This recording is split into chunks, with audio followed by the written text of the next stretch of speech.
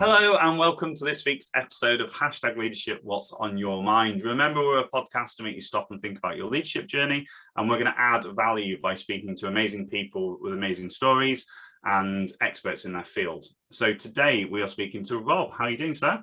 Hey, I'm very good. Thank you for having me on. Yeah, well, it's a pleasure. It's probably a long time coming. We are very close to our 100th episode, so make sure you subscribe to our YouTube channel, follow us on podcast provider, and that is coming in a couple of weeks' time. So I can't believe we've got to this stage and we've not had you on yet. Rob, I came across you when it was quite early on in my journey outside the military. Yourself have got a military background, so we worked together and you helped me loads. So thank you so much for your the value you added to me as well. Looking at automation and starting the online course, etc. So it was amazing because we had that know, like, and trust for the military background, and you actually weirdly live quite close, don't you, as well? So I felt they come to all these experts online now telling you that they can help you, and it was quite nice that you came into the forefront of my mind right then and turned up. So thank you so much, and I'm really looking forward to this story because you've got a really diverse experience of leadership in lots of different ways. So without further ado, I'm going to, as I hit the 20-minute timer, for people who don't know who you are, just introduce yourself, tell us a little bit about what you've done previously and what you're doing now. Yeah, thanks. So hi, my name's Rob. As you say, I'm ex-military, so RAF as well, the best of the three services, and I was a pilot for about 12 years in the Air Force, flying jets. So originally I was a Tornado pilot on the front line, air defense, and then went on to be an instructor on the Hawk at RAF Valley, which I did for about 3 years before going to South Africa on exchange and teaching their Air Force to fly. So I've sort of had instruction or instructional experience through a lot of that military career, which shaped a lot of my business career.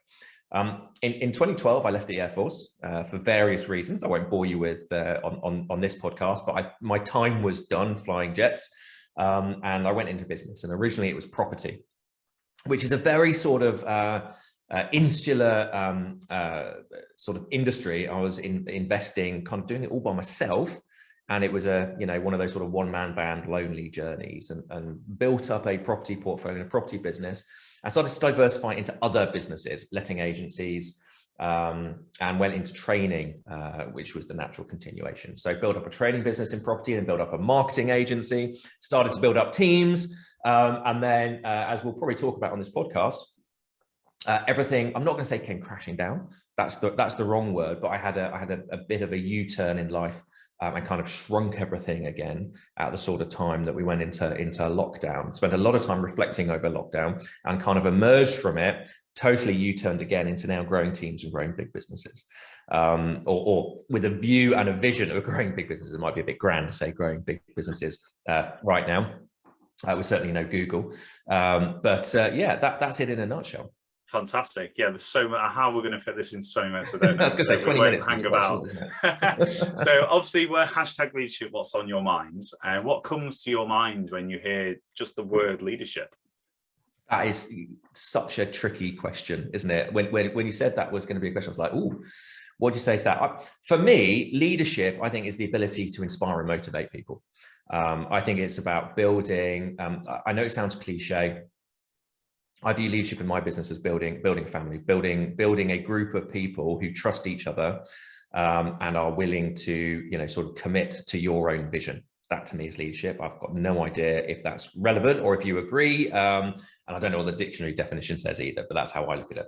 Yeah. Do you know what? I think only on last week's episode, we said about we're nearly to 100. And I love everybody's slight different quirky answer to that, because there is obviously definitions out there, but I love how everybody's got their own unique perspective. So it's really good to hear that. Thank you so much. So staying with you personally, and we always ask people, where do you think your leadership journey started? So whether it's on reflection, now you're sat here now answering this question, or there was a light bulb moment at the time, like how far back are we going? I mean, look, ex-military, we focus on leadership in the military, right? We're taught it in a certain function. Military leadership is extremely different to business leadership, I'd suggest. I don't know if you've sort of, come across the same or come to the same conclusions. It is cliche saying journey, but I would say it has been a journey of leadership. I think there are probably some people who are born natural leaders. I would suggest the vast majority of us are not. born natural leaders, and through a combination of experience and learning, and I think both are important. I think everybody evolves as a leader in their own right and develops their own sort of leadership traits. My leadership journey started in the Air Force, but as a frontline Air Force pilot, it was a very autocratic style of leadership. There wasn't a lot of we weren't inspiring people because we were basically flying jets by ourselves, maybe in formations, but it was very much do this, do that, you do that, do it now, and do it within the next 2 seconds, or everything's going to go horribly wrong very quickly. That was it. We never led people on the ground. We never, like, for example, if you look at the army, officers in the army, they are there to lead troops. That is their role. As a pilot in the Air Force, we were the front line by ourselves, not leading men, if you see what I mean. So it was a very autocratic style of leadership. I feel that when I left the Air Force and went into business, that probably stuck with me initially. And taking that autocratic style of leadership, I would suggest, does not translate very well into a business environment when you're starting a business, forming a team. If you look at the phases of team formation, if you've got a very high performing team who are happy to be told exactly what to do to make their performance higher, fine. When you're forming a team from scratch and nobody really knows what you're doing, autocratic leadership doesn't work very well. It generally just annoys everybody, which is what happened. And I found it quite challenging the first couple of businesses I grew, bringing people in, getting the best out of them. And I would say there was definitely huge amounts of friction points between me and the team members in those early days, which definitely put me off growing big teams, growing big businesses, and sort of almost made me retreat into that sort of solopreneur, digital entrepreneur, one-man band, maybe with a virtual assistant or something like that mindset for a couple of, a good few years after trying the first attempt at scaling a business. Yeah, amazing. That's really, what a fantastic, on reflection, it might not have been at the time, learning moment. Because again, coming out of what you did in the military, that is a high performance role, very well trained. And we were talking about this recently about the realization of how well you're trained in the military. You don't realize it probably until you come out. So to suddenly have that literally smack in the face of, oh, right, okay, I need to continue learning, that must have been phenomenal. So yeah, I mean, massive, right? And I think that's a really important point to make, is all teams are different. They're all at different stages. And as a leader, I think it's super important to have empathy with your team. Where are they in their journey? And what is needed to get the best out of them. It's like kids. I view my team members now as children. You've got children similar age to mine, so you'll empathize with this. But you can't just be autocratic with the child, right? You can't just say, look, you do this, and because you can't do it, you're an idiot and you're going to get in trouble. You have to treat them in the stage of life that they are, and it's exactly the same with the team. Okay, you have to have empathy with your team members. High-performing teams will expect a different style of leadership to teams who are forming. So being able to adjust your style for that, I think is very important as a leader. I don't know if you've read the book Surrounded by Idiots. No, not yet. Okay, I recommend it. So it's basically a different take on DISC personality profile. Oh, right, okay. And it turns the DISC into colors, red, blue, yellow, green, I think it is. And a lot of leaders, especially people like ex-military, a lot of high-performing leaders sit in the red side, which is very high-performing, massive lack of empathy to people, very results-driven, and only care about results, and basically, hit people with a stick if they don't get the results that are expected. And obviously, a lot of reds are very high expectation, way over what most people, can actually or should actually be expected to do. And I read that book, and I would say this is probably one of the turning points. I actually read it after I didn't close down my training, my marketing business. I got rid of my staff and went into training mode and just kind of trained people rather than did it as an agency anymore. I read this book, and it basically said, if you're red, which I am, if you're sitting there in a room and feel like you're surrounded by idiots, which is what a lot of red people do when they're running a team, you're probably the idiot. Right. I like that. And I was like, so actually it wasn't them all the time. It was me. And it was me with unrealistic expectations. It was me putting too much pressure on them, trying to get stuff out of them that I couldn't do. And inevitably something had to snap. So I would say that was probably a key turning point in my leadership journey. Yeah, amazing. I love that. And do you know what? Whether it's relevant or not, you reminded me of something that you said to me when we first started talking. And I was quite anxious about investing in my journey, and I needed this information, but I didn't know where to get it from. And I said, I think I quite blatantly said, does it work? And I remember you saying, well, if you do the work, it works. It works. And that's so true. Like, we're very military-fied of, I just put my head down and got stuck in and did the work. And funnily enough, it worked. And I've got so much knowledge and now than I didn't have before. So yeah, I like that. So we always ask people about something that's had a big influence, and you've spoken about quite a few things already, actually. But is there anything that you can still think of that's had a really big impact on your leadership journey, whether it be an experience or whether it be a person, positively or negatively? Yeah, I mean, there's probably a lot of, little impact points along the way. I said I withdrew from not leadership. I withdrew from wanting to scale a business. Got rid of my team, went one-man band, and don't get me wrong, did it. And profit margins shoot through the roof. Money's good, but you're working hard as a one-man band, and you can't escape it. Okay, and that's the biggest thing. Whatever anybody says to you, if you're a solopreneur, you're basically self-employed. Okay, even if you're self-employed on a very high salary, you are self-employed, and you can't really, sort of let that business just run by itself.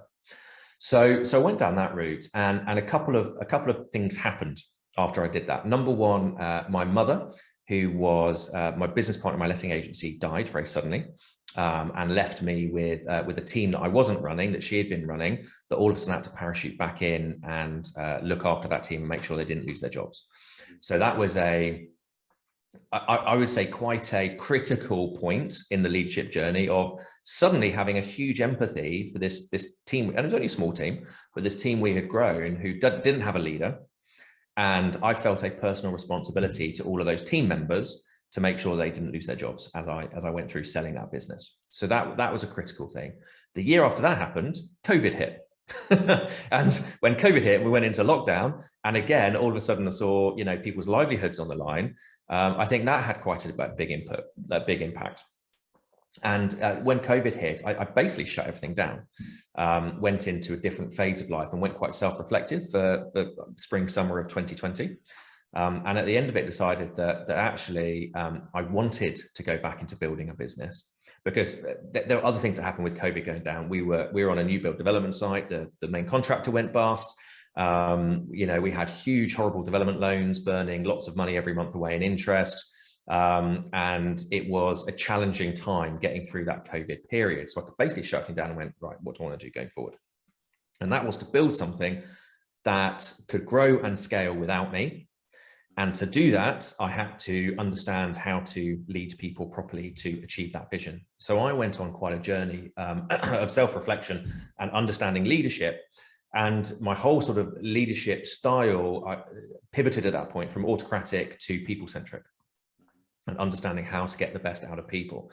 So starting a scaffold business, which is what we did in September 2020, so we're a year and a half, almost 2 years into that now, working with a particular demographic of workers in the construction industry, and the challenges that creates, has evolved that very quickly, and definitely puts leadership in a different light of how to get the best in people, regardless of their background, their skill sets, and how they approach their jobs.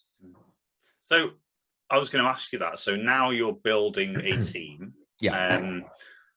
What sort of things are you consciously doing to build? Because we talk about the early stage growth in having a team. I'll give you an example. There's a couple of tech companies we're talking to at the minute, and they've grown really quickly because of the tech sector, and not necessarily being too conscious about the team culture and leadership, but they suddenly get to big figures, 70, 80, 100 people sometimes, and that's when they stop and go, actually, we need to do something about this. So what are you consciously doing growing and scaling a small team that you're sort of doing because you've learned that that's probably the best thing to do, or learning, and some of those learning moments in early stage growth of a team? Yeah, I mean, every day is a learning day, right? When you're doing stuff for the first time. We started a scaffold company in 2020, and we bought another one in 2021 and merged the two. So we're growing rapidly through M&A activity is our strategy. And when I started that, we had a plan to basically create a culture of performance in there. And one of our visions and missions as a company is to be a recognized center of excellence in the construction world. And when I say center of excellence, I don't just mean operationally, but training wise as well. So I view us as a training business rather than a scaffold business. And very quickly, when we set our strategy for growing this group, the first thing we identified was the key to making this work. It's not the scaffolding, right? That's just putting tube and boards together, right? It's creating a team of scaffolders who will do that at a rate that is commercially viable to grow a group quickly. So it's actually all about recruitment, retention, training. So when I run strategy for any business, I have a vision. I have a sort of a five-year plan, 1-year plan, but I break it down into quarters.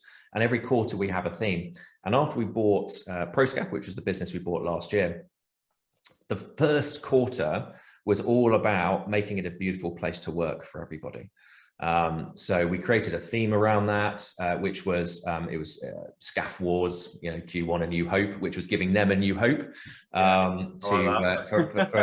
We had a little poster made up of all the Star Wars people with scaffold tube rather than lightsabers. It was quite cool. And that was all about buying a company that was dysfunctional. The previous owners had owned it for 20 years and it had been in decline for the last five years. And there's a very old school mentality of leadership. There wasn't any culture. It's like, there was a toxic culture, just no culture at all. So we had to take that and go through a period, well, we still are going through a period of cultural change, which of course is a long-term project, but we had to define what that was on day one. So it was all about understanding what our vision was, getting the guys to buy into that vision. And the biggest thing was understanding what they wanted. And, again, I keep using this word empathy. I can't just come in and go, hey, this is what our culture is going to be. And everyone goes, yeah, cool. It doesn't work like that, right? Everybody has to be part of this process. So actually, I came with all these ideas. And, our vision, our tagline is scaffolders, not scaffolding. Because we want to attract people to us, and we want the scaffolders to be genuinely valued, not just feel valued, but be genuinely valued and attract the best talent to us. And everything we put in place initially is about recruitment, it's about retention, and it's about making it a beautiful place to work for them. And you've got to find out what your team wants. Scaffolders want something different to tech programmers or tech entrepreneurs, right? People want different things. So when I first went into the scaffold business, like, right, what do we do? Do we give them employee share option schemes? Do we give them this? Do we give them that? Do we give them all these cool things? And at the end of the day, all they wanted was to feel valued and have a bacon butty on a Friday morning. So, one of the things we've introduced is Butty Friday. So every Friday we give the guys a fiver and they go to the cafe and they get a butty and a hot drink and sit together and have a chat for 20 minutes on their way out of the yard. And it's those little things, but understanding what the little things are that make the biggest difference to people. And don't get me wrong, this is not perfect. This hasn't suddenly made the best culture in the construction world. We're only 6 months into this process. But the first thing we did is we put out an employee satisfaction survey to find out what they wanted. And do you know what the results of that were? Nobody filled it out. Yeah. I was interested to see what your next sentence was then. Yeah. So we rather than put out something electronic where people can't be bothered to go into there, I stopped them in a room and just spoke to them, right? Just went out as the CEO and spoke to all the teams and found out what they wanted. They wanted to feel valued. They wanted the communications to improve. They wanted these little things. And then the next time we put out an employment satisfaction survey, we got way more responses, and we used the employee net promoter score, went from, I think it was -20 up to +20 in a 3-month period. So a real big swing. And yeah, that's the start of the journey. And then it's about carrying it on. So it's not just day one, sit in front of them, hey guys, here's all this cool stuff that's going to happen. And then they don't hear from you for 12 months, right? That's the worst thing we can do. So I would say the absolute key to me in leading your team is expectation management. I think it's the biggest breaker of trust that people do. It's the biggest demotivator for your team to set an expectation and then break it. And I do want to give you an example of this. I know I've been rabbiting on for a bit and you probably have questions to ask. No, it's fine. No, it's fine. We've got 1 minute left. Oh, right. Okay, that went quickly. Keep going. I've invited you on to share your stuff. Go for it. Well, I want to give a really interesting example that shocked me, but it is the way that people's minds are wired. Okay, so Butty Friday went down very well. Of course, very quickly it turns into an expectation rather than oh, this is a good thing. So there was 1 week where my management team were just busy, and we've got 2 yards, one in North Wales, one in the Wirral. And my contracts manager didn't have a chance to get to the Wirral to give them the cash for Butty Friday. And literally the team down tools and went home because they hadn't been given the £5 to go and get a butty and a cup of coffee. And we lost probably, well, it was a team of 3. They probably went home at lunchtime. So we lost 1.5 man days because we didn't give them a £5 to go and get a butty. Wow. And my contracts manager was, I mean, literally he was on the phone, livid, spitting feathers. I've never heard somebody be so angry. He was going to, really go down heavy on them. But I said to him, it's like we have set an expectation here and we've broken it. And from our point of view as a leadership team, it doesn't matter if we think if the expectation is false or it's unrealistic or it shouldn't be there. It's there. So if we break that expectation, regardless of what we think, right? Put yourself in their shoes. They're expecting a £5 for a butty. They've not got it. They think we're just using them now. Yeah. And you can see the results of not meeting that expectation. So for me, expectation management for your team is everything. Amazing. And do you know what? I love that. So because as you were talking then, I was thinking, how simplistic is that? Yeah. And it's like people try and overcomplicate things sometimes. Yeah. And like you said, the simplicity of asking what people would like to be valued, they are sometimes a lot simpler than you can think of all these things that you can think, oh, our people want all these great grandeurs that they don't sometimes, do they? I love that story. So Rob, thank you so much for your time today. That's 20 minutes done. Ladies and gents, I always like hearing what your takeaways are and how you can relate to what Rob said today to your story. How's it added value? And please pass it forward. So if you haven't already, make sure you hit subscribe on the YouTube channel. Make sure you follow us on your podcast provider. It is a matter of, I think it's 3 weeks till the 100th episode. So make sure you look out for that one. And every Wednesday at 6 a.m, we've got amazing people coming along and sharing their stories and their expertise. So Rob, thank you so much again. No worries at all. And we'll see you all next week. Take care. Bye.